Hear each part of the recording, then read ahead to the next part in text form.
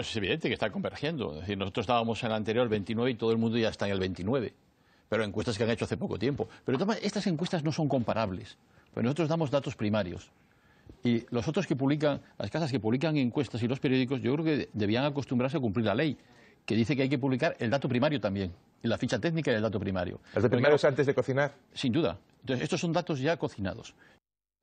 Buenas tardes, bienvenidos a la redacción abierta. Lo acaban de ver José Félix Tezanos, el sociólogo gurú, grandísimo amigo de Pedro Sánchez, director del CIS, que publicaba ayer una encuesta en la que volvía a dar al Partido Socialista como el más votado, aventajando, eso sí, al Partido Popular en más porcentaje y en más escaños que la última encuesta publicada en el mes de enero. Pues niega al señor Tezanos que manipule su trabajo en el Centro de Investigaciones Sociológicas. Defiende su método científico. Luego veremos el próximo 28 de abril, cuando se celebren esas elecciones generales, si el señor Tezanos lleva razón, si sus encuestas pues están reflejando de verdad la tendencia, los anhelos, los partidos que realmente quieren votar los españoles, o si por el contrario será Tezanos quien tenga finalmente razón y veamos que el 28 de abril el señor Pedro Sánchez pueda posteriormente pactar con Podemos y con algún partido independentista, y ello daría la mayoría absoluta. La verdad es que nosotros no nos creemos para nada al señor Tezanos. Vamos a recuperar la encuesta que publicaba ayer el CIS, dando al Partido Socialista como el más votado de una manera bastante clara. El PSOE sería respaldado por el 33,3% de los españoles. El PP caería hasta el 16,7%, Ciudadanos en tercera posición con un 15,3%, Unidos Podemos 14,5% y Vox 5,9%. No nos creemos esta encuesta, en primer lugar porque la suma de PSOE más Podemos prácticamente ya se queda a las puertas de una mayoría absoluta que sería rematada con cualquier apoyo de Esquerra Republicana, PDeCAT, PNV, Bildu, etcétera. No nos queremos también esta encuesta porque el hecho de que el Partido Popular baje de una manera drástica no es compatible con el hecho de que Vox también baje. Es decir, si el PP se desploma en las próximas elecciones generales, seguro que será motivado por el crecimiento y el auge de Vox. El señor Tezanos cree que Vox, el partido de Santiago Abascal, sacaría solamente un 5,9%. Ciudadanos con un 15,3%. Yo creo que esa estimación sí que está más o menos acorde a la realidad, pero el caso de Unidos Podemos, una caída, bueno, de 7 puntos respecto al año 2016, del 21,3 a 14,5.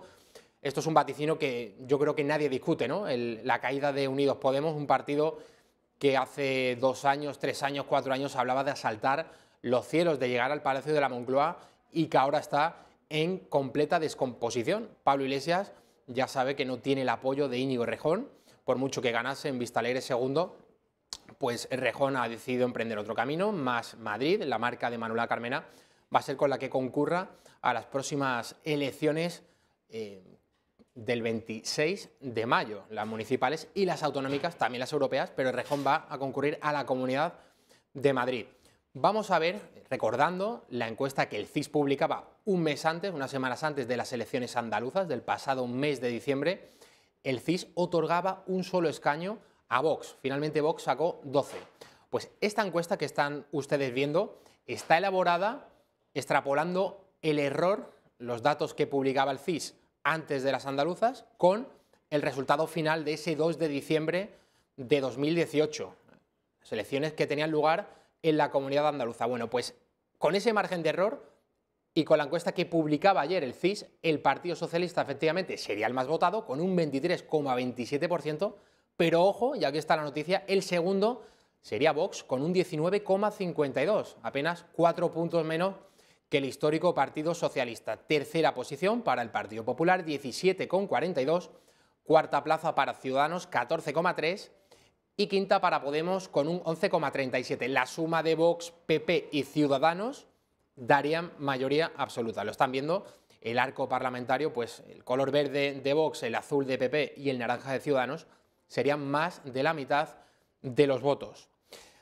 Esto, lógicamente, pues ha suscitado muchísimas reacciones. La encuesta que ayer publicaba el señor Tezanos, nadie se la cree. Yo creo que ni los más entusiastas de Pedro Sánchez, del Partido Socialista, pueden mirar todo esto sin sonrojarse, sin ningún atisbo de rubor, puesto que bueno, el PSOE de Sánchez no se puede decir que haya sido el mejor de la historia, ni mucho menos.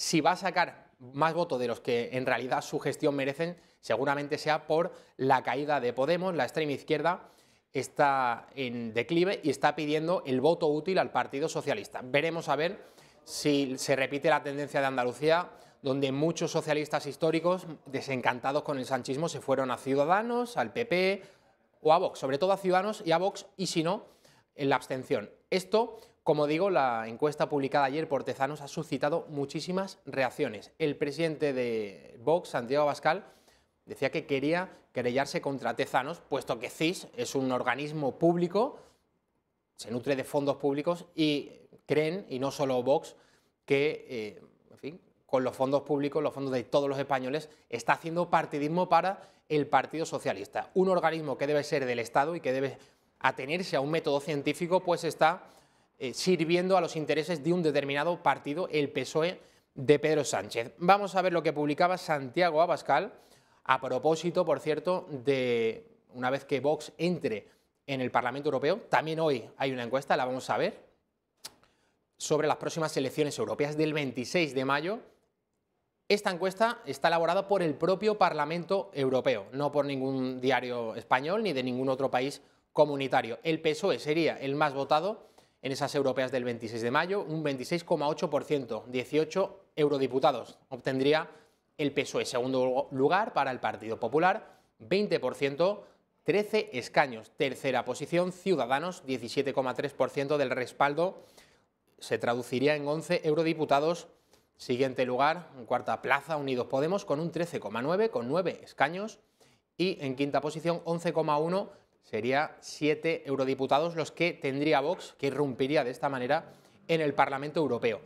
Una cosa está clara, según esta encuesta difundida y elaborada por el propio Parlamento Europeo, y es que Vox va a entrar sí o sí en el Parlamento Europeo. A propósito, decía, de estas elecciones europeas del próximo 26 de mayo, aún no ha quedado resuelta la respuesta acerca de en qué grupo se va a enmarcar Vox. No sabemos todavía si va a estar en el Partido Popular Europeo o en cualquier otro grupo, o también la opción de que vaya por su cuenta, que vaya por libre Vox. Santiago Abascal utilizaba las redes sociales, vamos a verlo, para escribir lo siguiente: aviso a navegantes y a propagadores de fake news. Vox no tiene compromisos con ningún grupo parlamentario europeo.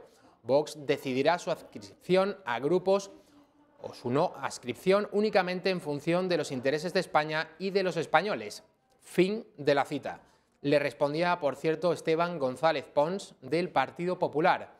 Vuestras opciones son o con los nacionalistas flamencos, con los que se presentará Puigdemont en el grupo conservador, a quienes fuisteis a visitar, o con Le Pen. Es información, no opinión. Y en efecto, si llegáis, podréis elegir uno de los dos. Fin de la cita. Respondía a Esteban González Pons Iván Espinosa de los Monteros.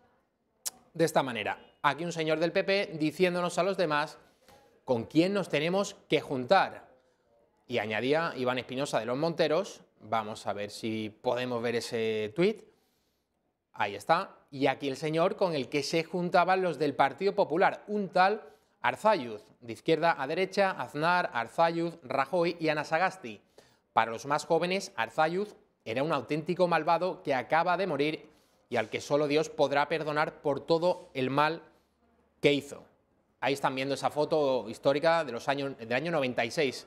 José María Aznar pactando con Arzalluz, el que era presidente del Partido Nacionalista Vasco. El señor Arzalluz, por cierto, Xavier Arzalluz, fallecía ayer a los 86 años y hay que recordar, hay que decir que el histórico líder del Partido Nacionalista Vasco siempre mostró comprensión hacia los terroristas de la banda ETA y el alejamiento hacia las víctimas, siempre al lado de los verdugos y no con las víctimas. Esta ha sido en realidad la política que ha venido aplicando el Partido Nacionalista Vasco en las últimas décadas. Ya saben aquello de agitar el árbol y los que recogen las nueces. Pues la banda terrorista ETA mataba, y mataba mucho, a inocentes siempre, civiles, policías, guardias civiles, militares, políticos, y luego los réditos políticos los aprovechaba siempre el Partido Nacionalista Vasco, que encima tenía la caradura de pasar como moderado. Bueno, ahora Urkullu encima, hace 2 años, cuando se desataba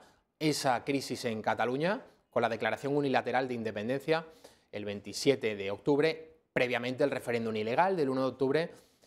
Urkullu se ofreció a Mariano Rajoy, que fuera presidente del gobierno, como mediador entre Carles Puigdemont y el gobierno central. Es decir, una especie de yo me sitúo en el centro, algo así como lo que ha venido haciendo, por cierto, Podemos todo ese tiempo, y ya hemos visto el resultado.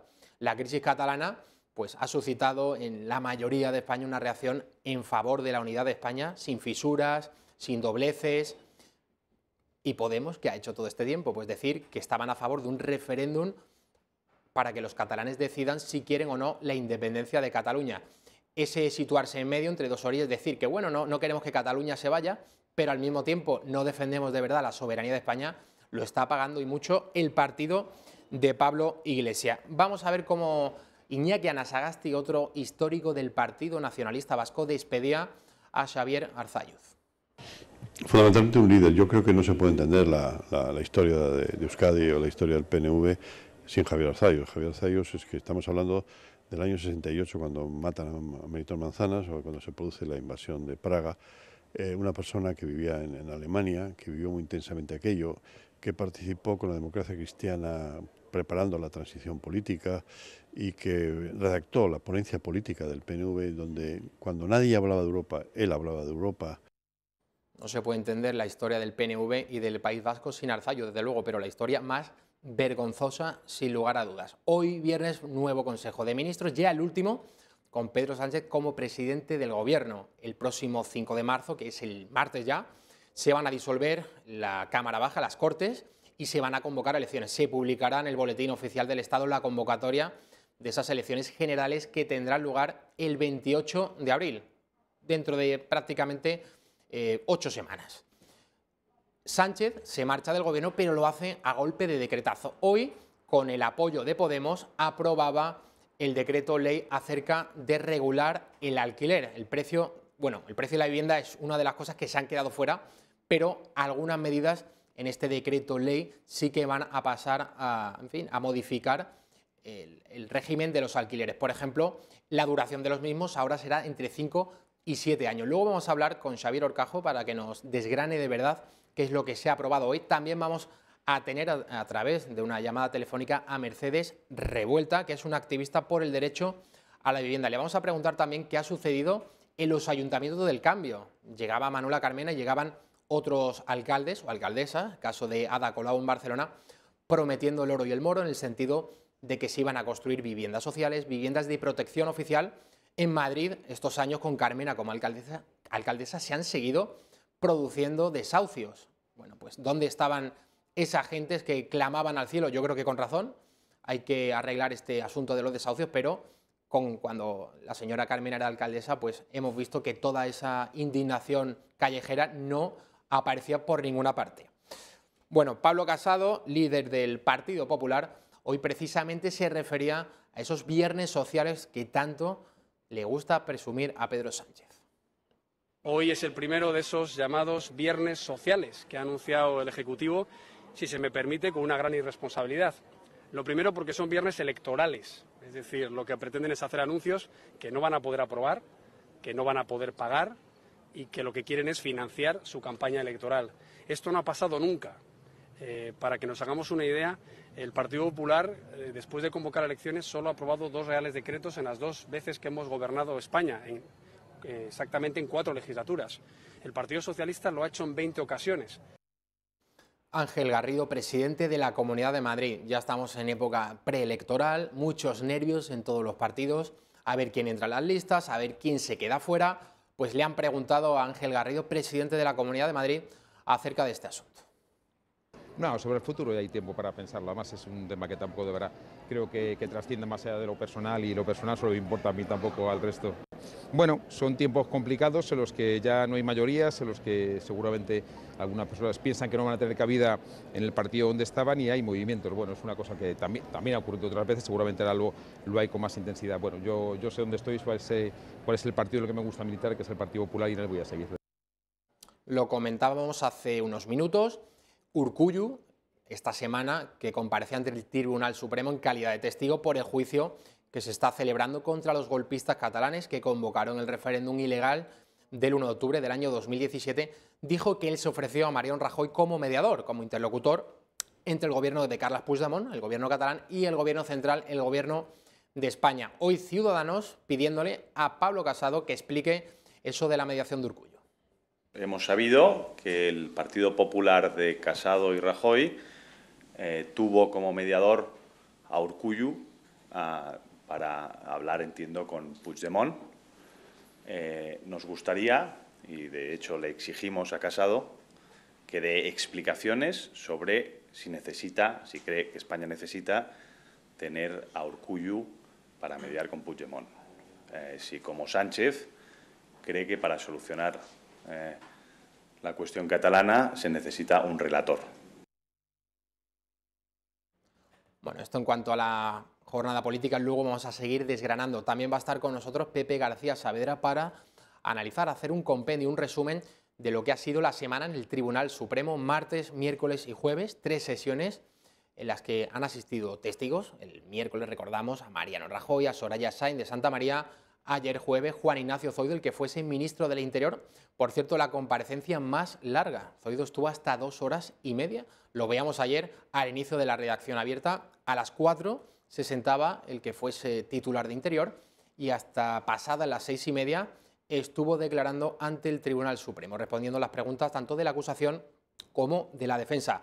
Otro asunto importante, aunque no es política, pero nos interesa sin duda aún más. En la plataforma Educación Inclusiva sí ha lanzado el siguiente vídeo precisamente para concienciar acerca de los problemas que viven estos niños. Hola amigos, soy el Mago More y este es el vídeo más serio que he grabado en toda mi vida, pero te pido por favor que lo veas hasta el final. Imagínate que te compras un canario porque te gustan mucho los animales y el dependiente de la tienda te dice que te lleves un acuario porque es donde mejor va a estar. A ti se te queda cara de póker y le dices que los acuarios son para los peces, pero él insiste. Pues eso mismo es lo que han propuesto algunos políticos para que se cierren los centros especializados que educan a algunos niños con discapacidad intelectual para traspasarlos a colegios normales. Sí, has oído bien.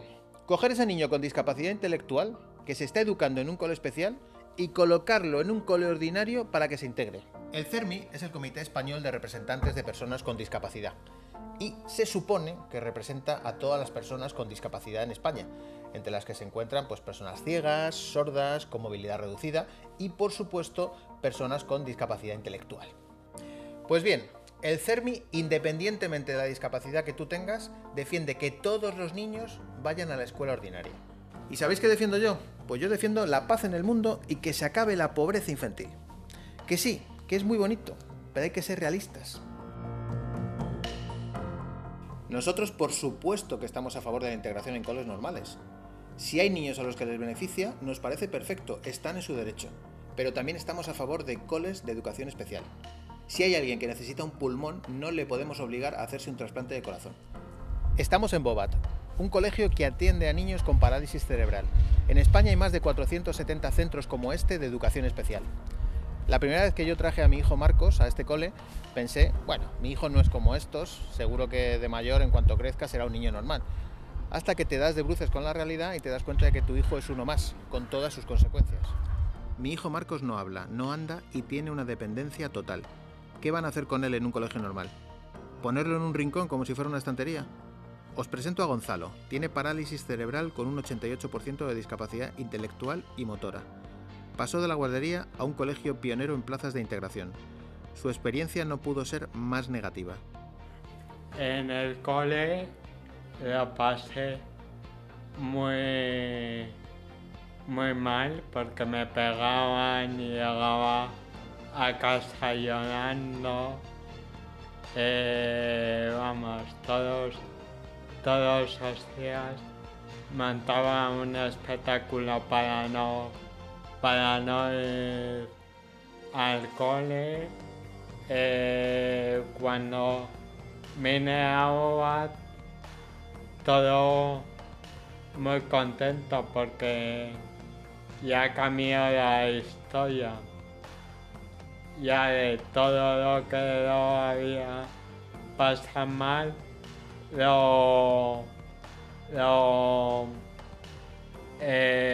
me reía, me paraba no me paraba de reír. Llegaba a casa, hacía los deberes y llamaba a mis compañeros. Este es Pedro, es del Atleti, le gusta viajar y Dani Martín. Entiende todo pero solo puede comunicarse con los ojos. Gracias a ir a un colegio especial y a Marisa, su logopeda, ha conseguido comunicarse y contarle al mundo todo lo que pensaba. Soy del Atlético de Madrid. Muy bien, venga, pues vamos a decirlo todo. Mi nombre es Pedro, soy del Atlético de Madrid. Educación inclusiva sí, especial también. ¿Qué pretenden? ¿Retroceder 50 años en el tiempo? ¿Como cuando escondíamos a estos niños en las casas hasta que se morían? El feminismo radical, sigue ganando terreno en muchos lugares. El último ha sido el Ayuntamiento de Zamora, que ha iniciado una campaña a propósito de los carnavales titulada Zamora libre de machotes. Así es el lema de la nueva campaña del consistorio contra el acoso hacia la mujer, una iniciativa con la que se pretende, dicen, contribuir a la erradicación de los comentarios sexuales implícitos o explícitos, que los hombres, dicen, hacen cotidianamente a las mujeres sin que vean en ello un acto de violencia.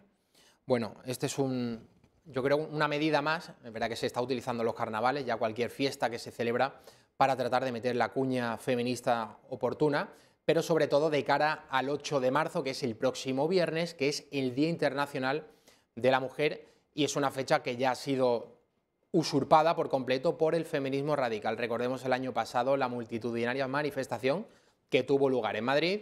Asistieron representantes, yo creo que de casi todos los partidos, incluso de Ciudadanos, Podemos, Partido Socialista. Hubo un manifiesto al que no se sumó Ciudadanos porque lo consideraba como de tono marxista, demasiado de izquierda. Pero recordemos a Begoña Villacís acudiendo, la que es candidata hoy de Ciudadanos al Ayuntamiento de Madrid, acudiendo a la manifestación, y cómo las feministas radicales la insultaban y querían echarla de allí al grito de facha y de traidora. Bueno, hoy la vicepresidenta del Gobierno, Carmen Calvo, por cierto, ha confirmado su asistencia a esa manifestación feminista del próximo viernes.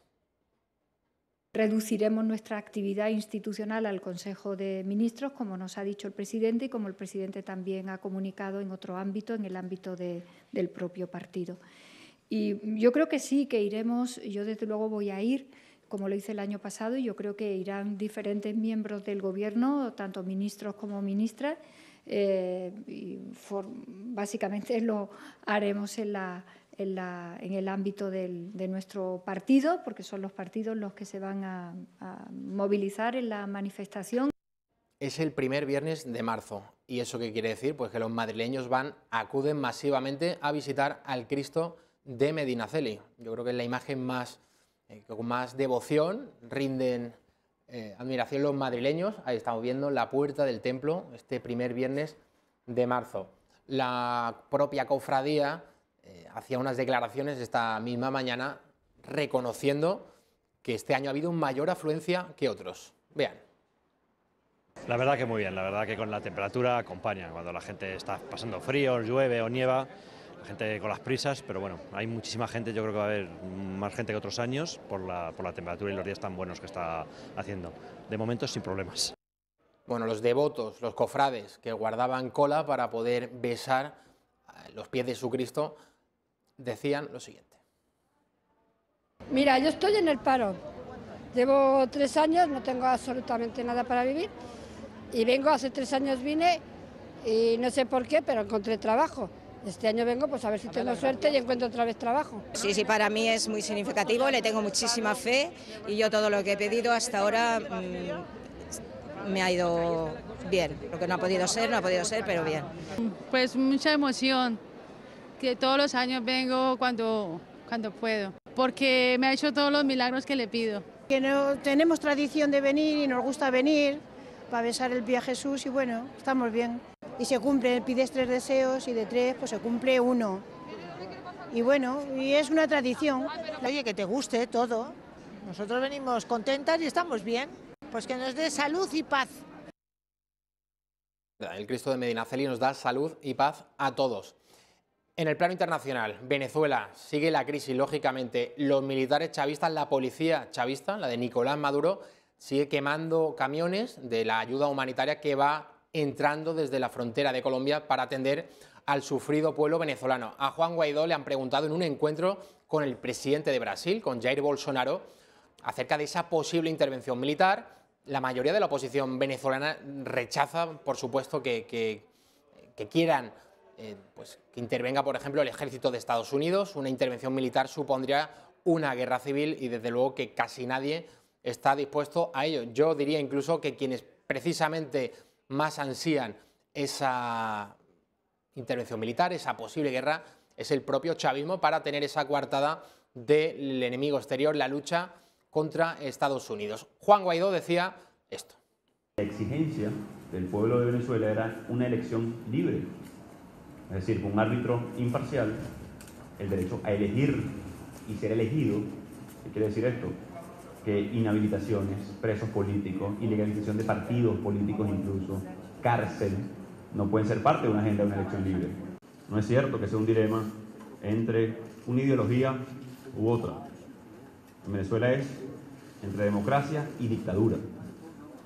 En Venezuela hoy es entre la miseria, la muerte de nuestra gente por hambre o regresar al camino de la prosperidad, el futuro y la integración de la región. La región fuerte también genera una economía fuerte en toda la región. Que la democracia siempre está en juego y tenemos que defender las instituciones en toda la región, que no podemos permitir nunca más que un pequeño grupo quiera apoderarse de la verdad o de los recursos.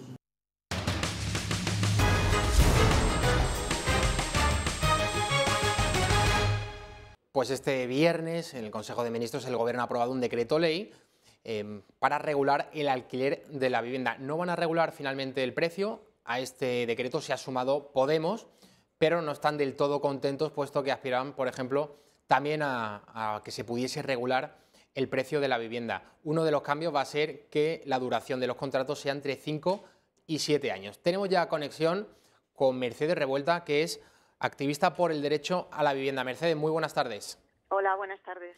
Bueno, ¿y cómo valoráis, en primer lugar, el decreto que se ha aprobado? ¿Va a poder facilitar, por ejemplo, complicar las cosas para que se eviten los desahucios, por ejemplo?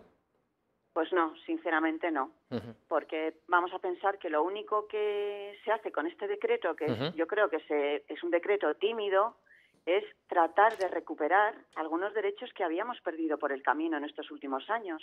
O sea, que volvemos a los contratos de 5 años, fenomenal. Es que nos los habían robado, nos habían puesto contratos de 3 años sin que apenas nos hubiéramos dado cuenta. Que los contratos van a estar indexados al IPC, fenomenal, como ha sido toda la vida de Dios, porque nuestros padres, que siempre vivieron de alquiler, sus subidas eran prácticamente del IPC, si es que había alguna subida a lo largo del año. Entonces, esto han sido derechos que hemos ido perdiendo. Y entonces ahora este decreto nos los recupera. Bienvenidos, bienvenidos. ¿Qué pasa? Que nos quedamos cortos. Porque, a ver, si tú tienes la desgracia de que tu casero es un fondo buitre, por ejemplo, Blackstone, ¿no? Que tiene miles y miles de viviendas en España, y tu casero es Blackstone, ¿por qué le limitamos? ¿Por qué limitamos ese contrato de alquiler a 7 años? A mí me parece poquísimo. ¿No sería bueno que si el casero marca un alquiler, tú estás de acuerdo y se va pagando cada año con la subida del IPC correspondiente, ese contrato sea un contrato de tranquilidad, un contrato que no tiene final? Porque ese casero es un fondo grande, enorme, tiene miles de casas, no las necesita ni para su hija ni para su yerno. Quiero decir que él se dedica a alquilar casas, pues alquílalas, tu inquilino te paga, tú estás tranquilo y ambas partes están tranquilas. Necesitamos contratos de tranquilidad, no de 7 o de 5 años. Esos son contratos de saber que a corto plazo vas a tener que hacer las maletas y marcharte. El decreto, entonces, bueno, sí, perdona. No, sí. Decía que en este decreto no se toca, por ejemplo, era uno de los requisitos, ¿no?, de muchas plataformas, el regular, era un requisito también muy polémico porque no todo el mundo, lógicamente, estaba en contra, regular el precio del alquiler. Hay quienes dicen que esto hubiera supuesto que el que tuviese un piso en Madrid, pongo por caso, ¿no?, es una ciudad en la que ha subido muchísimo el precio del alquiler, hay mucha demanda, no tanta oferta, entonces dicen que si se regulase el precio, que el casero de turno pues dejaría de alquilar su piso. ¿Cómo lo ves tú? Pues lo veo como una tontería supina. Perdona que te hable así, pero es que, vamos, es que la gente dice unas cosas que son absurdas. Primero porque en media Europa, la media Europa más desarrollada tiene sus precios de alquileres totalmente controlados. Y aún así se les desmadra el mercado del alquiler. Aún así. Imagínate si, como en España, no tenemos ni ese control de precios. Vamos a ver, en España no tenemos el precio del pan congelado desde hace 15 años. Sí. ¿Por qué? Porque es un bien esencial. Hace 15 años está el controlado y congelado el precio del pan y no pasa nada. La gente sigue comprando pan porque lo usa para comer habitualmente como un bien esencial. Cada vez hay más panaderías en nuestras ciudades porque las vemos que salen como champiñones y por tanto no pasa nada. Y el precio del pan está congelado, es un bien esencial. Y por tanto la vivienda, lógicamente, con la vivienda se tiene que hacer más todavía. ¿Por qué? Porque, hombre, si tú no puedes comer pan, a lo mejor lo puedes sustituir y comer, yo qué sé, manzanas. Pero si tú no tienes un sitio donde vivir, donde tus niños hagan los deberes, donde tengan sus juguetes y su habitación, no puedes desarrollar nada más en tu vida. Por tanto, la vivienda es absolutamente esencial. Y por tanto hay que controlar el precio de los alquileres. Vamos a ver, si las cosas que están mínimamente controladas, si en España hay millones de cosas que están controladas quiere decir que haya cierto control por parte del Estado. A ver, que la sanidad es gratuita y universal porque el Estado la controla, porque tenemos una educación muy gratuita y universal, y también hay colegios privados y no pasa nada, están los dos mercados. Y aquí tiene que haber lo mismo, tiene que haber un mercado controlado, privado, y un mercado público, de vivienda pública y social, que ahora mismo es inexistente. A eso iba ahora, Mercedes. Veía la semana pasada, desgraciadamente había desahucios en Madrid, la capital de España, la calle Argumosa, si no recuerdo mal. Creo que eran hasta 4 familias que eran desalojadas de distintas viviendas. Hay una cierta decepción, Mercedes, en los distintos movimientos, ¿no?, que lucháis por una vivienda digna, porque todo el mundo tenga derecho a una casa. Digo, con los ayuntamientos del cambio, hace 4 años, en 2015, pues cambiaban, por ejemplo, en ciudades como Madrid o Barcelona, prometiendo la construcción de viviendas de protección oficial y otras viviendas sociales. ¿Crees, Mercedes, que todo eso ha sido papel mojado? ¿Es decepcionante el paso de estos últimos 4 años, por ejemplo, en el caso de Madrid con Carmena? Bueno, aquí es que las gentes que están desahuciando tienen nombres y apellidos. O sea, es que los ayuntamientos no son los que desahucian. Los que han desahuciado a Pepi, Rosy, a Mayra y a Juani el otro día en la calle Argumosa 11 son personas con nombres y apellidos. Y es una empresa, bueno, no es una empresa, yo la llamo una sociedad de inversión que se llama Proindivisos. Sociedad de Inversión Inmobiliaria Proindivisos, que quiere especular con la vivienda. Quiere echar, y ha conseguido echar a estas 4 familias que pagaban más o menos 400 euros de alquiler cada una de ellas, para subir el precio del alquiler a sus nuevos inquilinos. Pero es que a mí me hubiera gustado que las cámaras de televisión entraran dentro de estos pisos para ver lo humildes que eran estos pisos, en un barrio muy humilde como Lavapiés.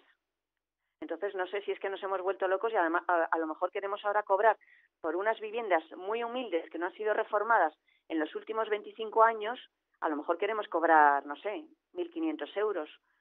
Entonces todo tiene que tener su proporción, ¿no? Y entonces no vayamos a cargar contra los ayuntamientos o la comunidad autónoma, que no son las que desahucian. Es verdad que los ayuntamientos y las comunidades autónomas son las que están dejando de hacer lo que tienen que hacer en cuanto a la vivienda pública. Tienen que construir entre ambas administraciones y con el amparo del Gobierno de España, porque tiene los presupuestos, tienen que construir un gran parque de vivienda pública. Quiero decir, a la hora de construir, no quiero decir ladrillo sobre ladrillo, sino que tienen que armar un gran parque de vivienda pública para que este mercado salvaje particular que tenemos ahora de fondos de inversión, de inmobiliarias, de gente que quiere especular, esté controlado por un mercado público que le hace el contrapeso. Entonces necesitamos vivienda pública y social para la gente que quiera estar alquilada con una vivienda pública y social, como existe en otros países de Europa, que no estamos pidiendo nada que no estemos viendo ya a nuestro alrededor, y que funciona con sus virtudes y sus defectos, pero funciona mejor que en España. Es que aquí no funciona nada.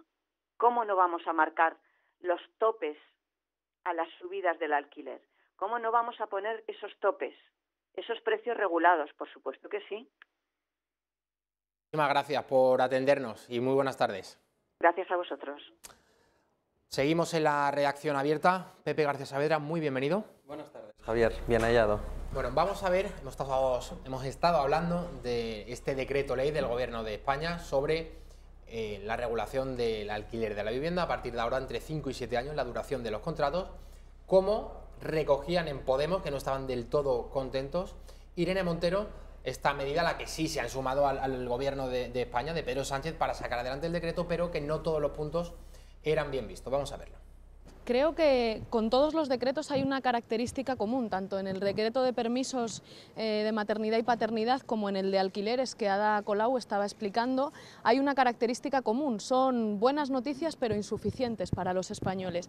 Nosotros estamos contentos de haber conseguido llevar al Partido Socialista hasta el límite de lo que el Partido Socialista puede aceptar. Sabe mucho Irene Montero, ¿no te parece, José Antonio? Sí, pero bueno, sabía más Ramón Espinar, pero desgraciadamente se ha ido de la primera línea. Ramón Espinar, cuyo padre, tarjeta black en mano. Bueno, eso fue un poco, lo de la tarjeta black fue un poco después, pero sí, vamos, que le compró una vivienda pública, especuló con ella el señor Espinar, porque no tenía absolutamente ningún ingreso, creo que solo de una beca, o sea, de unas prácticas en una empresa. Papá le compró un piso y cuando se hartó del piso a los pocos meses, un piso que para acceder a él se coló de una lista larguísima de personas a las que les correspondía antes, y cuando se cansó del piso de papá lo vendió y pues creo que tuvo un beneficio de 24.000 euros. Bueno, una cosa, sí, es maravilloso. Esto de predicar con, ¿cómo es el dicho? Estos predican con el ejemplo, pero luego al final... Lo de ver en la paja en ojo ajeno, pero no la viga en el propio. Ada Colau, que también es una activista, ahora ella es la alcaldesa de Barcelona, pero antes de llegar a la política, ella era activista de la paz. Bueno, de la plataforma antidesahucios. Sí, ¿no te acuerdas de ella disfrazada? De abeja maya. Con unas mallas que Vamos a ver a Ada Colau. Hay que lamentar muchísimo que finalmente el Partido Socialista parece que vuelve a ceder a las presiones de fondos inmobiliarios de los sectores más especulativos y renuncia a introducir el compromiso que teníamos firmado de regular las subidas abusivas de los precios del alquiler. Esa es la gran tarea pendiente que queda después de este último Consejo de Ministros. La próxima legislatura deberá tener como prioridad abordar lo que era un compromiso, lo que es una demanda mayoritaria de la población, lo que es una demanda de los colectivos sociales y lo que es una demanda de todas las grandes ciudades.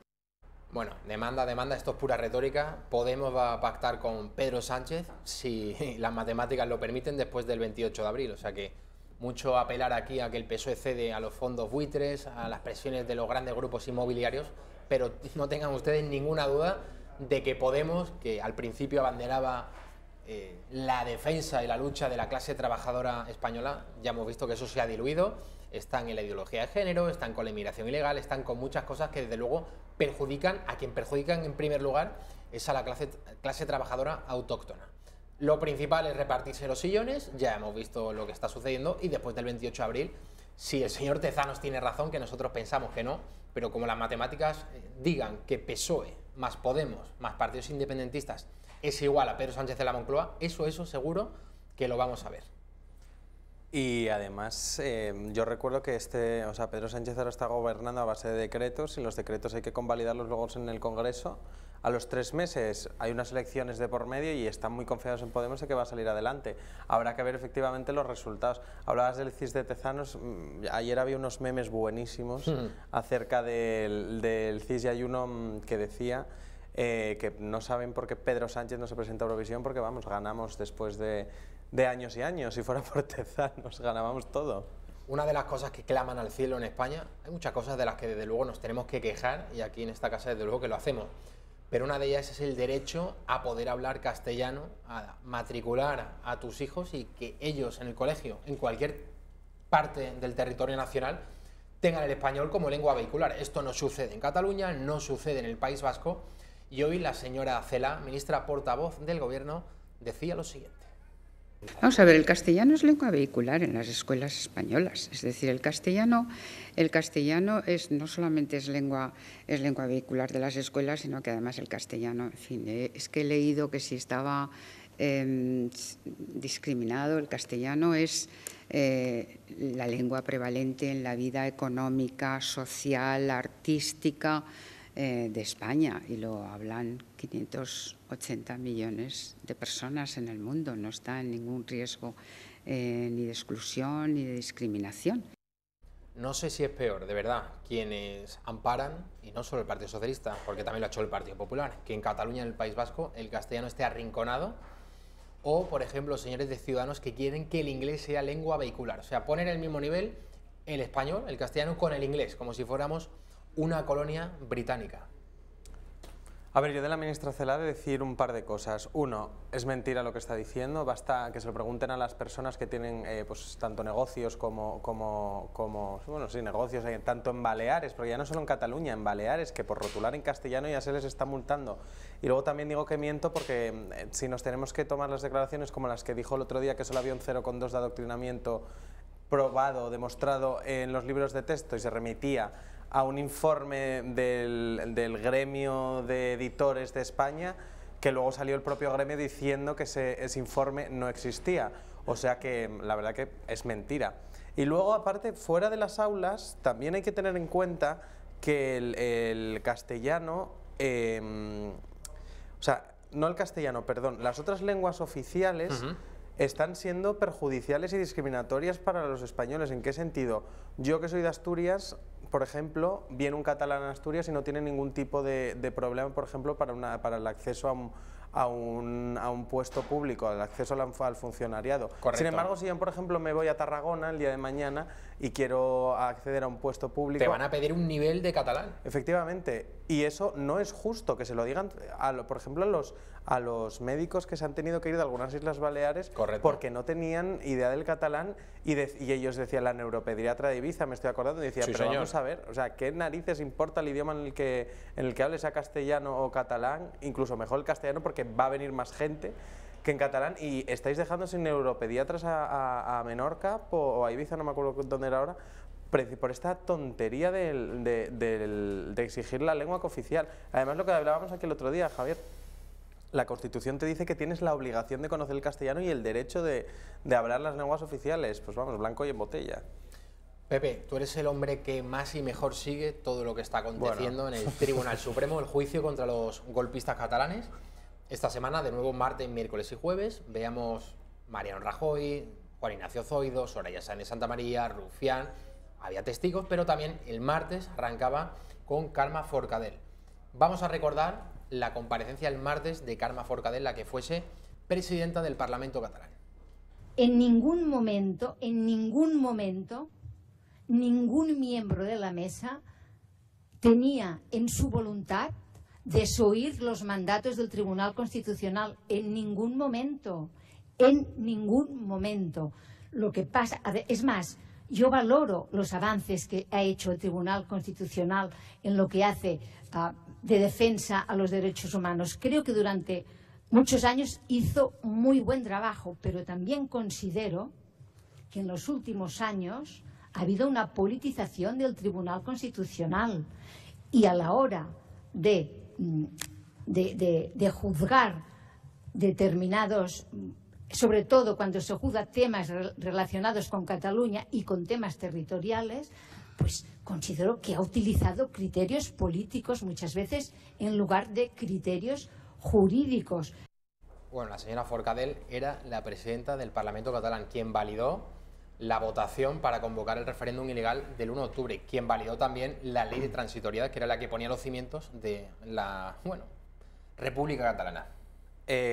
Vamos a ver, dos cosas. El Tribunal Constitucional, o sea, me encanta eso de no tuvimos en ningún momento la voluntad de desobedecer al Tribunal Constitucional, pero lo hicimos. Correcto. Y luego desobedecimos una vez hecho, aunque no teníamos la intención, lo hicimos porque ese Tribunal Constitucional, según yo, que soy presidenta del Parlamento de una región, digo que está politizado, y como a mí no me da la gana, pues no acato lo que me está diciendo.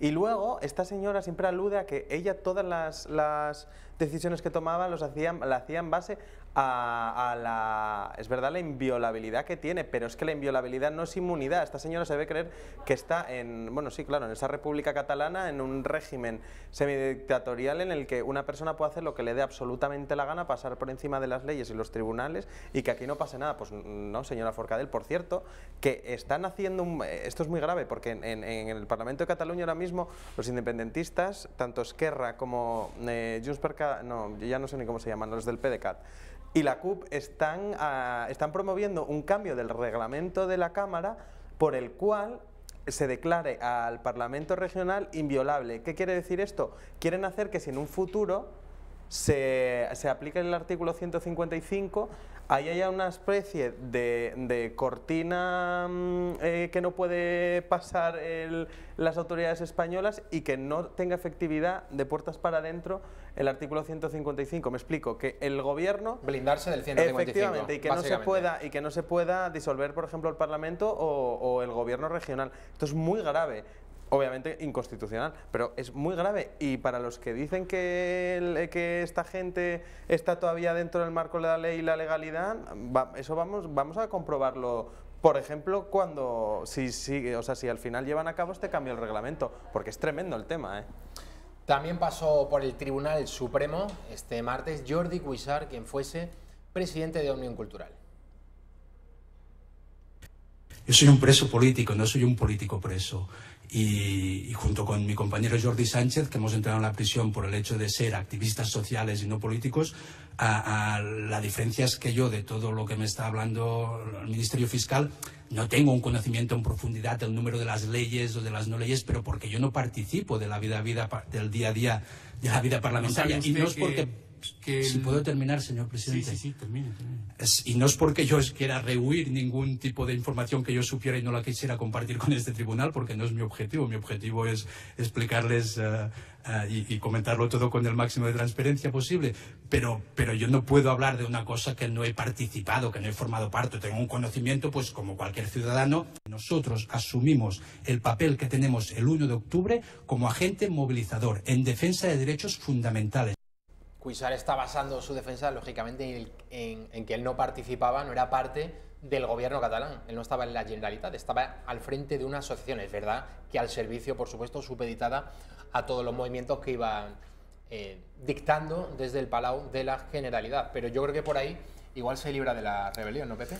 No lo sé, porque lo que quiere plantear un poco la acusación en este caso es decir que este proceso rebelde o golpista se basó en la confluencia de una parte institucional y de una parte cívica, en la que al final el fin, la consecución era el mismo, y eso sí, lo que tú decías, una parte cívica, pero siempre impulsada, tanto económica como logísticamente, desde el poder político. Es cierto lo que dice, que es de los pocos que no ostentó un cargo público, y bueno, puede que eso tenga cierta ventaja, pero si al final acepta el tribunal la tesis de la Fiscalía, en este caso de la convergencia de dos poderes, pues puede que tampoco lo tenga tan fácil.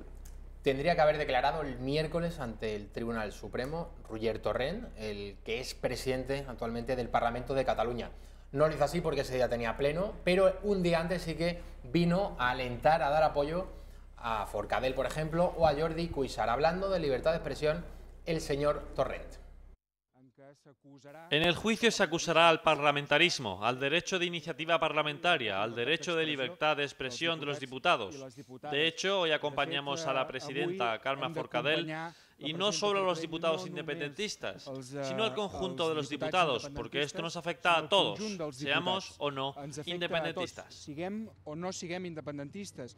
Bueno, tendría que haber acudido Pepe el miércoles, haber declarado ante el Supremo, pero tú dices que no lo hizo a propósito el haber impulsado un pleno en el Parlamento. Sí, es que parece de Cataluña. que nos están tocando el violín aquí los compañeros. Tenemos un poco de ruido, un poquito de ruido de fondo que no nos está impidiendo concentrarnos como deberíamos en este programa.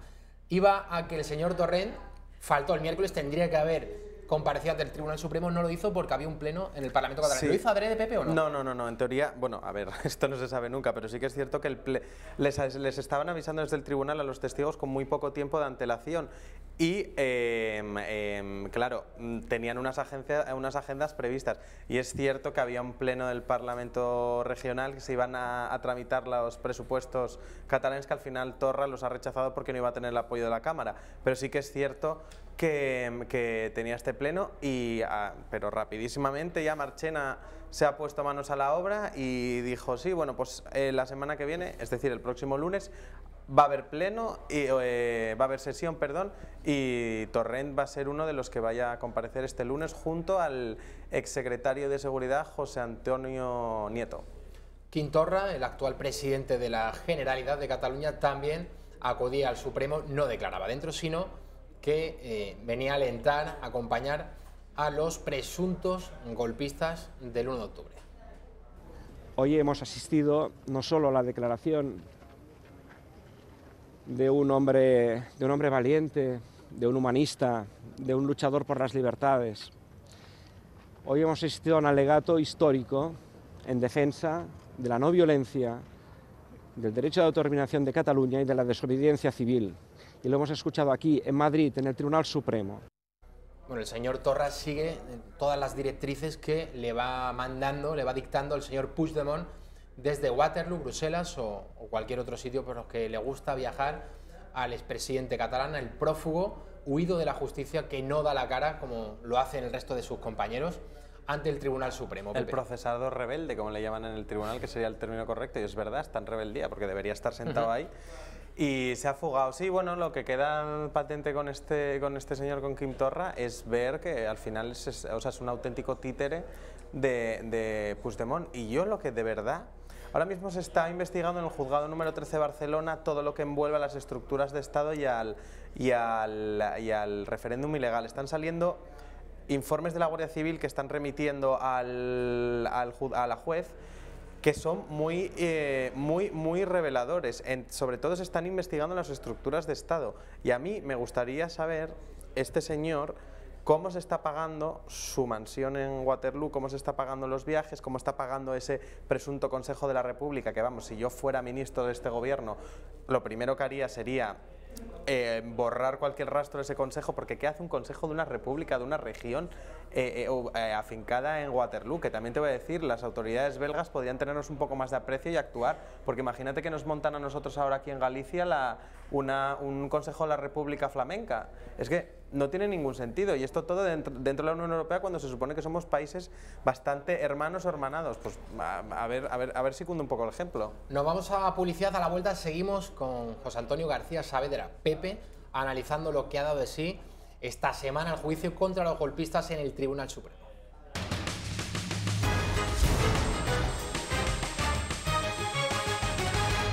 Seguimos en la redacción abierta, 7:30 de la tarde. Pepe, hemos analizado los que comparecían el martes ante el Tribunal Supremo. Vamos ahora con los que estuvieron el miércoles ante el tribunal presidido por Manuel Marchena. Era el turno de los testigos. Por ejemplo, Artur Mas, el que fuera presidente de la Generalitat de Cataluña. Vamos a recordarlo. Cualquier escenario en el cual se pudiera llegar a producir algo de violencia, por parte en este caso de la intervención del Estado, era orillado con el ánimo de evitar cualquier atisbo de violencia en Cataluña. El Estado tenía mecanismos suficientes para, desde un punto de vista jurídico, desnaturalizar el referéndum, a riesgo de que el referéndum se celebrara y tuviera, como tuvo, un enorme impacto político, pero teniendo en cuenta los poderes naturales del Estado, ¿por qué iban a hacer algo de forma tan poco inteligente que podía llegar a dar toda la vuelta al mundo? Si tomaron en consideración el control de infraestructuras críticas, aeropuertos. En ningún momento hubo un plan operativo para hacer eso que usted sugiere, ¿no? El mandato era muy claro y que, por tanto, ante la imposibilidad de dialogar, no se decidió parar máquinas. Eso también es verdad. Bueno, esto es lo que decía José Antonio, el que fuera presidente de la Generalitat de Cataluña. Iba en calidad de testigo, pero él, por otros motivos, tiene problemas con la justicia, el referéndum del 9 de noviembre de 2014. Ojito con el del 1 de octubre porque, insisto, en esos informes de la Guardia Civil que están llegando al Juzgado 13 de Barcelona, hoy se acaba de conocer otro de estos informes en los que se está investigando ya el papel que tuvo Artur Mas en el del 1 de octubre, ya no solo en el del 9 de noviembre, porque dicen que la preparación del referéndum se han interceptado algunas llamadas en las que se hablan de reuniones de este señor con altos cargos de una de las empresas que estaban encargadas de la logística de ese referéndum. Así que ojito para Artur Mas, ¿eh? Soraya Sáenz de Santamaría, la que fuera vicepresidenta del gobierno, número 2 de Mariano Rajoy. Recordemos que Rajoy le encomendó la tarea de solucionar, de echar agua al incendio de Cataluña en esa operación diálogo. Soraya iba a hablar con asiduidad con Junqueras, el número 2 de la Generalidad de Cataluña, tratando, bueno, de llegar a un acuerdo, de tratar de frenar ese referéndum ilegal, que finalmente sí se celebró, por mucho que Rajoy y doña Soraya nieguen que lo que se celebró en toda Cataluña el 1 de octubre del año 2017 no fue un referéndum. Vamos a recordar la intervención de Sáenz de Santamaría ante el Tribunal Supremo. Yo no traté del asunto del 1 de octubre con ningún miembro del Gobierno de la Generalitat. Yo me reuní en 3 ocasiones con el señor Junqueras. Una de ellas era el referéndum, en ese punto nunca quise entrar porque no es disposición del Gobierno, sino de la soberanía que corresponde al conjunto del pueblo español abordar esa cuestión. Los estados de excepción y estados de sitio pueden comportar la suspensión de derechos fundamentales. Y yo creo que era mucho más oportuno actuar respecto a los que habían incumplido gravemente la Constitución que, de otra manera, perjudicar a los ciudadanos de Cataluña, que también nuestro objetivo era preservar su convivencia. La Junta Electoral Central, el día 4 de octubre del año 2017, dijo que no se había producido ese referéndum.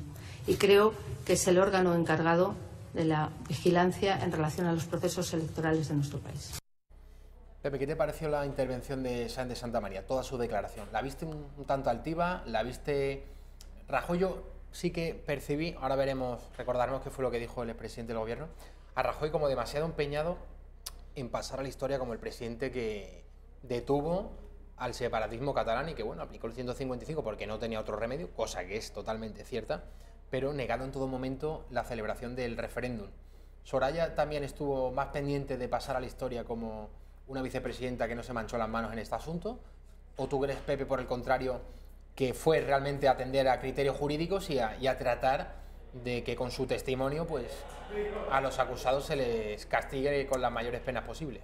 A ver, yo es que creo que Soraya es verdad que más o menos, con alguna luz y otra sombra, le había salido casi todo bien. Todo lo que le había mandado Mariano Rajoy le había salido bien. Y el borrón en su currículum político y una de las cosas que posiblemente le hiciera perder la Secretaría General, o sea, la presidencia del Partido Popular, fue precisamente el tema Cataluña. Yo mira, tengo una imagen grabada que nunca se me borrará, que creo que indicaba mucho las intenciones del Partido Popular en Cataluña, y es esa imagen de una foto que se ve a Soraya Sáenz de Santamaría y a Oriol Junqueras por detrás agarrándola de los hombros. Y eso fue en algunos en tiempos previos al 1 de octubre, pero tampoco tan lejanos. Y yo creo que había una parte de la ciudadanía que les exigía más contundencia de la que tuvieron. Y lo que se está viendo de muchos de los testigos, por ejemplo de Urkullu, es que Mariano Rajoy no quería aplicar el 155 y al final es como que se vio obligado y no le quedó más remedio que hacerlo, pero yo creo que no era consciente del problema que se estaba gestando en Cataluña o no quería serlo. Mariano Rajoy, turno del que fuera presidente del gobierno, comparecía a las 4 de la tarde, le tocaba en realidad después de Cristóbal Montoro, pero recordamos, Pepe, que por la mañana hubo un receso, se alargó algunas de esas intervenciones que tenían lugar a primera hora y por lo tanto Rajoy le saltaba el turno a Cristóbal Montoro.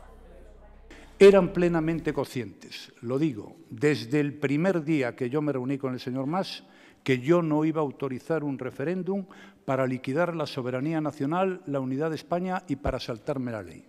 Por tanto, no ha habido ningún acuerdo, ni siquiera conversaciones para llegar a un acuerdo sobre la celebración de un referéndum. Yo no negocio ni el cumplimiento de la ley, ni la Constitución española, ni la soberanía nacional, porque es que, de verdad, es que ¿a quién se le puede ocurrir que el presidente de un gobierno democrático pueda negociar esto. José Antonio, Mariano Rajoy Brey. Bien, o sea, a mí es que Mariano Rajoy me parece es un señor que no me cae especialmente mal. Y lo veo una persona que no se quiere meter en problemas, pero claro, hay veces que el cargo de presidente del gobierno te obliga a tomar unas decisiones. Antonio, discúlpame, si no te quieres meter en problemas, ¿cómo te presentas a las elecciones generales para ser presidente de un país como España? Este es el problema. A este señor le iba muy bien con la herencia recibida, que siempre se habla del Partido Socialista. Él vivía muy cómodo ahí, vivía muy cómodo en una crisis económica, pues, centrando todo en la economía, y cuando le viene uno de los mayores problemas que ha pasado en España en democracia, pues se desinfla, se viene a menos y se ve que al final no tiene esa madera de líder y esa madera de presidente del gobierno, que tienes que tomar unas decisiones a veces traumáticas y duras. Entonces, claro, yo al final pues tampoco sé mucho qué decirle. El miércoles era el día en el que asistían testigos a declarar al Tribunal Supremo. Cristóbal Montoro fue ministro de Hacienda. En su caso, era fundamental saber si hubo malversación, si el referéndum ilegal del 1 de octubre se celebró con fondos del propio Estado español. Vamos a verlo.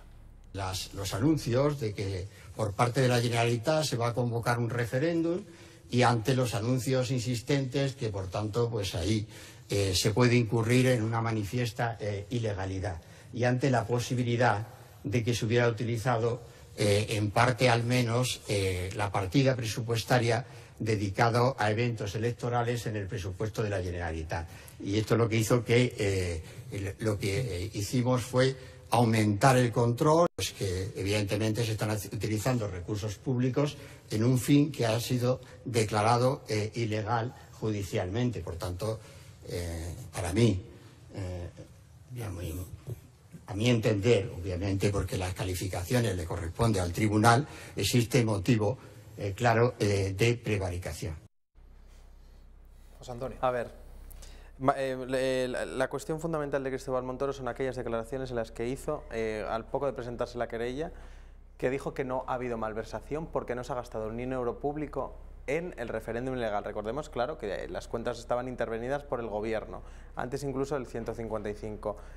Mi sensación, quería salvar los muebles, porque tú imagínate que se le pilla con que, teniéndole el control de las cuentas, hay alguna partida destinada al referéndum. Recuerda que en aquella época, desde el Partido Socialista hasta Ciudadanos, se lanzaron contra él diciéndole cómo es posible que se haya hecho un referéndum teniendo las cuentas intervenidas.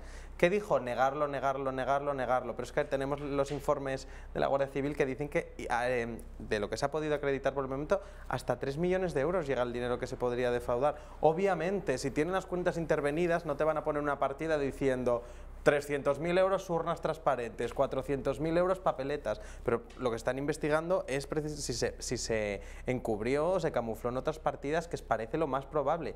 Y lo que había que hacer, que hicieron muy bien desde las acusaciones, era desmontar el titular de Cristóbal Montoro para salvar su culo otra vez, insisto. Ayer, día 28 de febrero, Día de Andalucía, comparecían también en calidad de testigos, por ejemplo, el diputado de Esquerra Republicana, Gabriel Rufián, que se acordaba de Vox. Reiterando con muchísimo respeto al tribunal que me parece una vergüenza que ustedes estén aquí como partido xenófobo, racista. Vamos a ver, señor Rufián, por favor. No tiene sentido que repita lo que ya ha dicho y que el tribunal le ha escuchado y que ha quedado grabado. Bueno, el señor Rufián teníamos muy claro que tenía que hacer alguna de las suyas, ¿no? Dar algún titular y que los medios de comunicación luego en consecuencia ofrezcamos estas imágenes.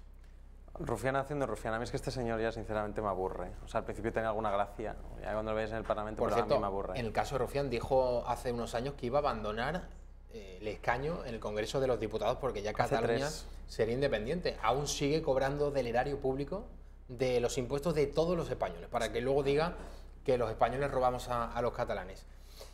Urkullu, ayer, el que es presidente del País Vasco y presidente del Partido Nacionalista Vasco, hablando, por cierto, de ese ofrecimiento a Mariano Rajoy de mediador entre Puigdemont y el propio expresidente del gobierno. Que todo se estaba yendo de las manos. Le dije que entendía que había que medir mucho los pasos que se pudieran dar en orden a no provocar situaciones que condujera a una fractura social, y el presidente del gobierno español me contestó diciendo que en lo posible haría lo mínimo y que cuidaría lo máximo en todo aquello que se hiciera. Bueno, no es el presidente del PNV, es el presidente del País Vasco. Es Ortúzar el presidente del PNV. Hoy Íñigo Urkullu ha coincidido con muchísima gente, por ejemplo, en el tanatorio de Xabier Arzalluz, el expresidente del PNV, y ha coincidido, por ejemplo, con Arnaldo Otegi, el líder de Bildu, y inhabilitado por la justicia. ¿Y qué ha dicho Arnaldo Otegi del ex jefe político de este señor? Vamos a escucharlo y ahora lo comentamos. Pepe, Otegi. Vamos a verlo.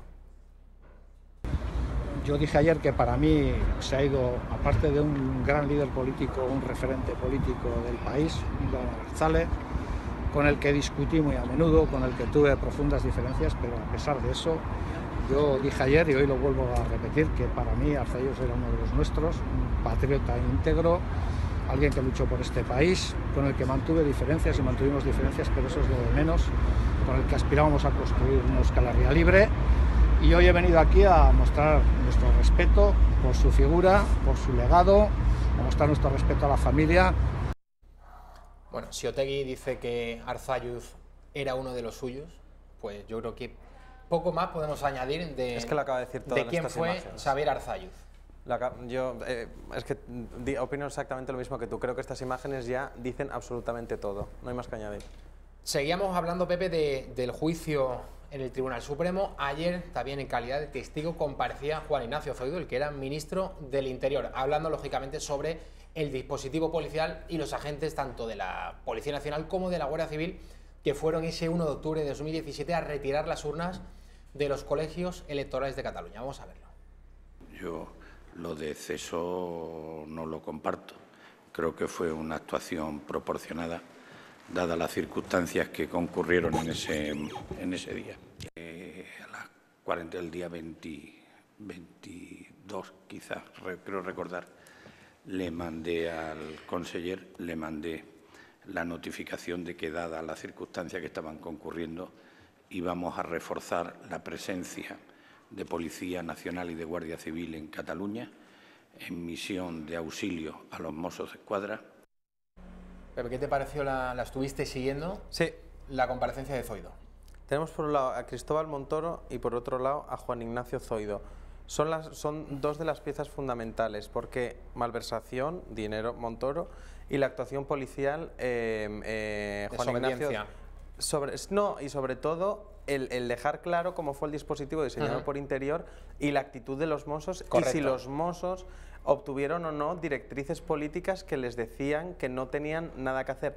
Son, yo creo que, pues, si no decir dos de las más, las dos, unas de las declaraciones más importantes. Y veremos la semana que viene a ver qué dice el secretario de Estado de Seguridad, que fue, según Zoido, porque aquí como se están descargando responsabilidades peldaño a peldaño. Se van pasando la pelota, ¿no?, sobre quién fue el que diseñó el operativo. Hombre, la verdad que sorprende mucho que un ministro del Interior diga que él no diseñó ese dispositivo. Nada. La verdad que a mí eso me dejó ayer a cuadros. A mí la verdad que también, y por eso te digo que estaré bien.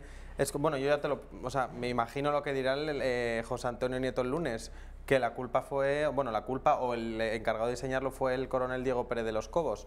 Entonces veremos qué dice luego Diego Pérez de los Cobos, y esto parece, como un puzzle que no acaba, pero vamos, tenemos que estar atentos a sus palabras, porque según el ministro del Interior fueron los encargados de esa intervención y los que hablaban y no hablaban, y mediaban y no mediaban, y despachaban y no despachaban con los Mossos. Pues seguiremos muy atentos, Pepe. Este lunes se reanuda el juicio en el Tribunal Supremo. Va a ser, por ejemplo, el señor Torrent, Roger Torrent, presidente del Parlamento catalán, quien acuda como testigo ante el tribunal que preside Manuel Marchena. Muchísimas gracias, Pepe, por todo ese análisis tan bueno, como siempre, de todo lo que acontece en el Tribunal Supremo. Nos vamos a publicidad. Hacia la vuelta va a estar con nosotros Miriam Olivas para traernos las últimas novedades acerca de la crisis venezolana. Los militares, a las órdenes de Nicolás Maduro, siguen quemando camiones, convoyes sobre los alimentos, la ayuda humanitaria que está entrando desde la frontera de Colombia a Venezuela. Lo vamos a ver enseguida, no se vayan.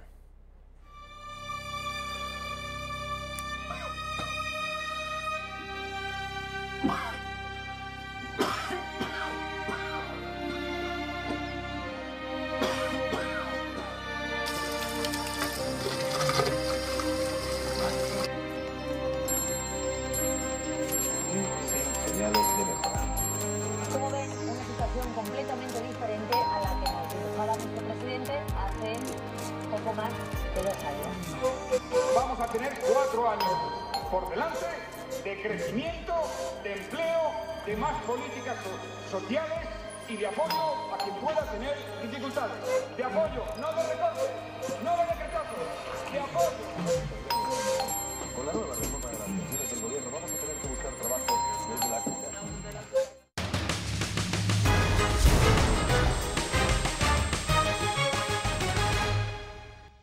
Seguimos en la redacción abierta, 7:49 de la tarde de este viernes 1 de marzo. Miriam Olivas, muy bienvenida. Muchas gracias, Javi. Bueno, por cierto, te lo dije ayer, pero hoy te lo vuelvo a repetir. Precioso el vídeo sobre el Día de Andalucía que elaboró aquí mi paisana granadina, Miriam Olivas. Se nota cuando las cosas están hechas desde el corazón, ¿verdad? Cuando un tema apasiona. Totalmente. Yo además estaba haciéndolo y necesitaba que pudiera entrar, que me diera tiempo a hacerlo, porque de verdad cuando algo sale del corazón, como tú dices, se escribe rápido, se escribe bien y se escribe bonito. Pues muy bien. Mira, el año que viene, si seguimos aquí, el próximo 28 de febrero de 2020 ya, esperemos dar otro vídeo tan bonito. Antes de que nos cuentes toda la actualidad en relación a Venezuela, recordemos que los convoyes con ayuda humanitaria siguen tratando de pasar la frontera entre Colombia y Venezuela. Muchos de ellos pues están siendo quemados o directamente cortan las carreteras para que no llegue esa ayuda humanitaria al pueblo venezolano. Antes de todo eso, digo, me gustaría que viésemos el vídeo de nuestra compañera Patricia Tenorio, porque Vox en Andalucía, ya saben todos ustedes, la Junta de Andalucía está el PP y Ciudadanos con el apoyo de Vox, pero Vox no está dentro del gobierno.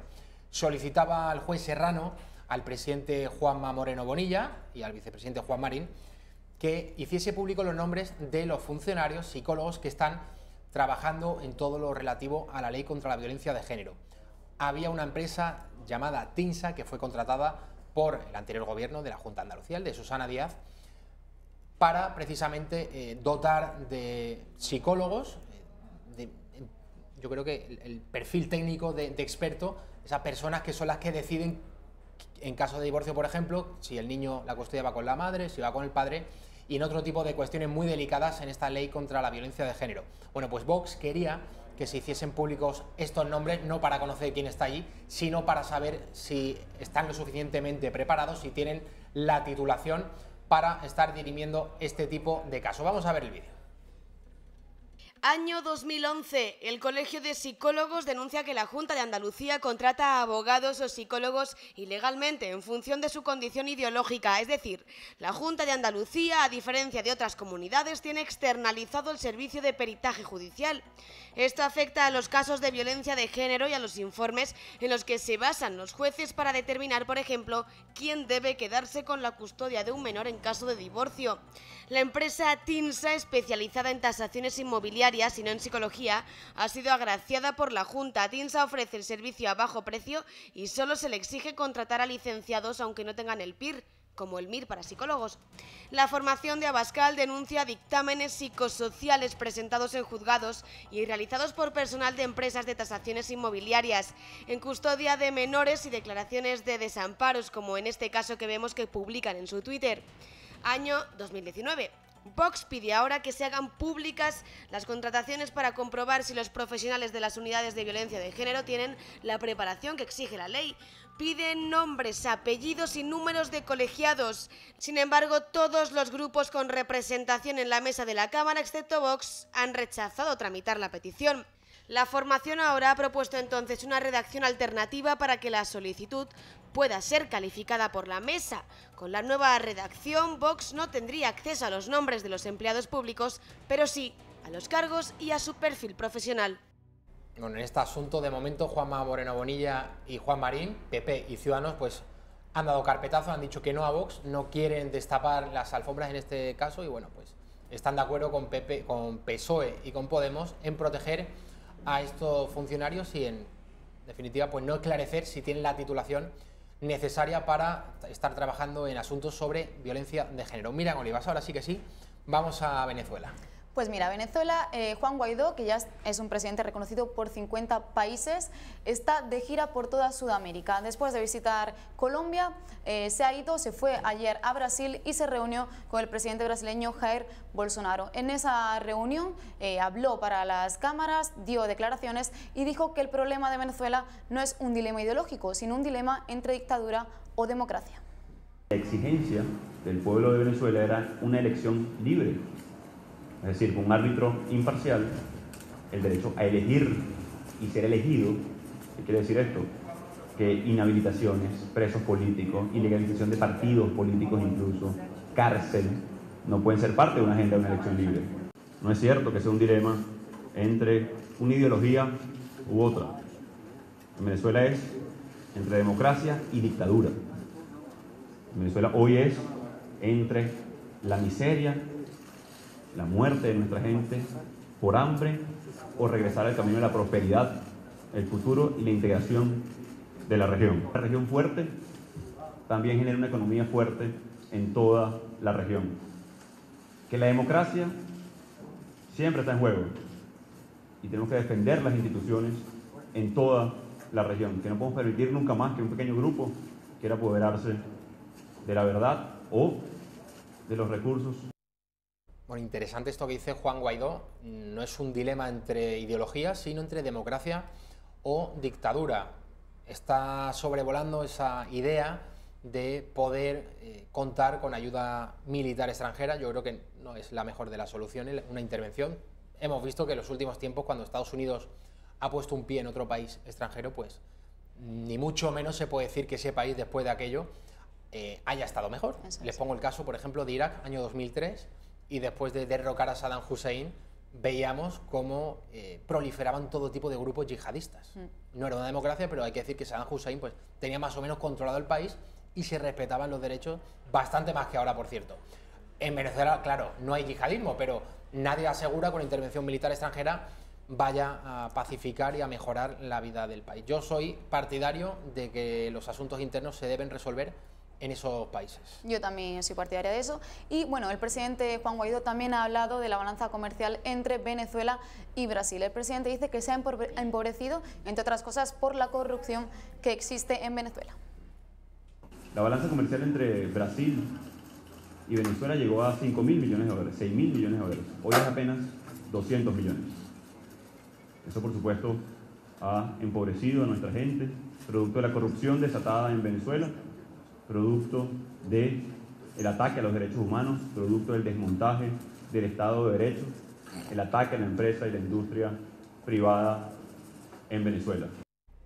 Bueno, Juan Guaidó ha seguido su gira, Javi, como decimos. También se ha reunido con el presidente de Paraguay, con Marito Abdo, y hoy viernes viajaba a Argentina para reunirse con Macri, aunque sus intenciones son viajar hacia Caracas, a pesar de que sabe que tiene amenazas y que su regreso puede traer consecuencias muy graves. Sin embargo, él quiere regresar. Sobre la ayuda humanitaria, como bien comentabas antes, que está el tema un poco parado, asegura que seguirá haciendo todo lo posible para que esa ayuda humanitaria pueda entrar en el país y además ha entrado otro cargamento desde Estados Unidos a Cúcuta, y así lo ha anunciado el presidente desde su Twitter. En este momento está llegando a Cúcuta un avión con más ayuda humanitaria proveniente de Estados Unidos. Ratificamos nuestro agradecimiento a su gobierno. Seguiremos acopiando y encontrando vías para ingresar comida y medicina. No renunciamos a la urgencia de los venezolanos. Bueno, Javi, aunque la crisis humanitaria sigue estando ahí, sigue estando un poco estancada, pero parece que no se va a solucionar por parte de Naciones Unidas, porque ayer hubo un Consejo de Seguridad de la ONU, donde las mayores potencias mundiales se reunieron y donde Estados Unidos propuso un texto, un borrador, donde proponía que pudiera entrar esa ayuda humanitaria en Venezuela y que también se convocaran elecciones. Ese borrador obtuvo los votos necesarios para ser aprobado, 9 votos. Sin embargo, tanto China como Rusia ejercieron su poder de veto y tumbaron ese borrador que impide que esa ayuda humanitaria pueda entrar en Venezuela. Rusia propuso otro borrador, otro contratexto, donde dijo que se respetara la soberanía del pueblo de Venezuela, es decir, que no se hiciera nada. Ese borrador obviamente tampoco obtuvo los votos necesarios. Así que así está la situación. Por parte de la ONU parece que no hay movimiento todavía, que China y Rusia lo han impedido, aunque vemos el presidente Juan Guaidó lo sigue intentando, Javi. Bueno, Miriam, recordamos que esta semana, en una rueda de prensa en el Palacio de Miraflores, es el Palacio Presidencial donde está Nicolás Maduro, en Caracas, un periodista, Jorge Ramos, pues hacía unas preguntas un tanto incómodas al señor Maduro. Claro, cuando uno es un dictador, eso de que te toquen las cosquillas los periodistas, pues no lo acaba uno de llevar bien. Y este señor estuvo retenido durante unas horas en el Palacio de Miraflores. Vamos a recordar, una vez que fue liberado de ese Palacio de Miraflores, a Jorge Ramos lo que decía sobre esa mala experiencia. Le pregunté sobre cómo le llamaba él. Yo no le podía llamar presidente, le dije que millones de venezolanos consideran que él es un dictador, y así es como comenzó la entrevista. Le mencioné que Juan Guaidó, el presidente interino de Venezuela, lo considera un usurpador.